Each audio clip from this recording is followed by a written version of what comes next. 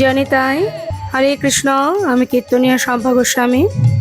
আমি আসছি আগামী 27 ও 28 পৌষ, ইংরাজি 12-13 জানুয়ারি আসছি বীরভূম জেলার কোপাই রেল ময়দানে। সেখানে হরিবাসর হবে। আশা করি সকলে আপনারা আসবেন ভগবানের নাম কীর্তন লীলা কথা শুনবার জন্য।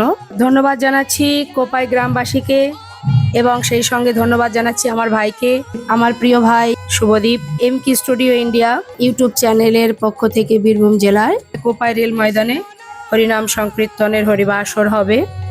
সকল ভক্তচরণে নিবেদন, এলাকাবাসী দূর দূরান্তের সকল ভক্তকে জানাই আপনারা সকলে আসবেন হরি কথা কৃষ্ণ কথা শ্রবণ করতে। জয় নিতাই, জয় গৌর, হরে কৃষ্ণ। এসেছ ভাবে যেতে হবে, নাম করম তারি পাবে। এসেছ ভাবে যেতে হবে।